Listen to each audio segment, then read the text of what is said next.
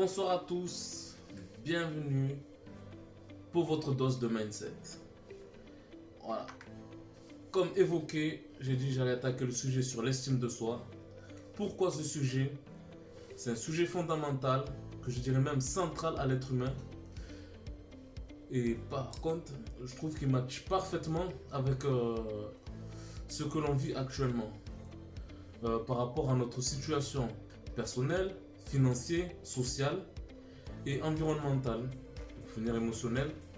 En gros, tout ce qui nous influence et nous entoure. Donc, le sujet de l'estime de soi, c'est quoi? Comme on peut l'entendre pour décortiquer, il y a le terme estime, qui est une estimation, notre valeur principalement, et de soi qui est personnel. Mot pour mot, on pourrait dire une estimation personnelle. Comment on se valorise, comment on se juge. Donc, la valeur qu'on s'attribue, cette valeur, elle est invisible.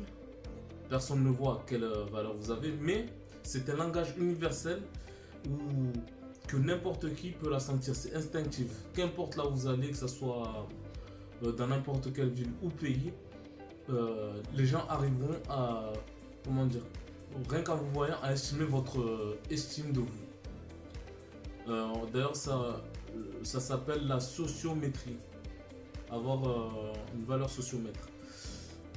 Donc, le rôle de l'estime, comme je vous l'ai dit, elle est centrale et fondamentale à l'être humain. Pourquoi? Car elle influence nos pensées, nos émotions et nos comportements. Et elle nous permet d'avoir un impact significatif sur notre bien-être en général et notre bonheur.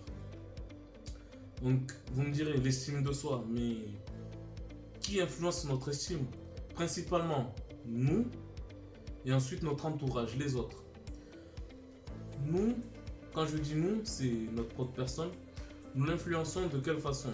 Quand c'est négatif, nous affaiblissons notre estime de nous. Mais les autres, il la diminue.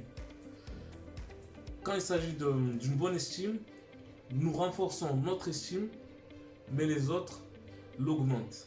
Prenez bien attention à ce que je dis. Entre les termes affaiblir, diminuer, augmenter et renforcer. Donc, comme on peut l'entendre, diminuer, augmenter, c'est une chose, ça fluctue. Quelque chose qui se renforce est durable et affaibli aussi durable. Donc, comme vous pouvez comprendre, tout ce qui est de nous-mêmes, notre estime de soi, que ce soit positif ou négatif, c'est nous qui la renforçons et l'affaiblissons. C'est-à-dire qui dure. Et les autres ne font que faire fluctuer notre estime. Mais, bizarrement, c'est la vision des autres, le jugement des autres, qu'on valorise plus que notre propre jugement. Et ça, c'est une erreur, mais c'est tout humain. Voilà, si demain on vous complimente, vous aurez une forte estime, mais vous pouvez vous dénigrer, ben, ça aura, on va dire, peu d'impact que si une personne vous dénigre, vice versa. Donc, pour faire brièvement, pour comprendre les conséquences d'une faible estime de soi, déjà une personne avec une faible estime de soi peut se sentir souvent triste, déprimée, anxieux, coupable, honteuse et frustrée et énervée. Et à l'inverse, une personne qui a une bonne estime de soi, déjà a confiance en soi et a une motivation interne, a une relation interpersonnelle saine, une gestion du stress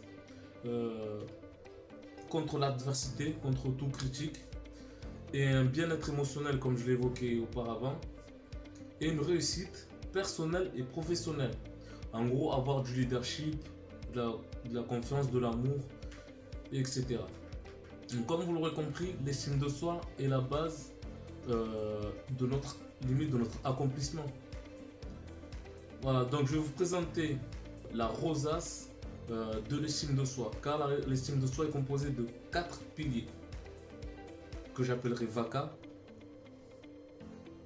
la vision de soi, l'acceptation de soi, la confiance en soi et l'amour pour soi.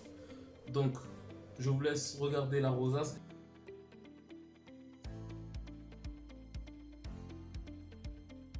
Merci de m'avoir écouté et à très bientôt pour une autre dose de mindset. Allez, big up à vous.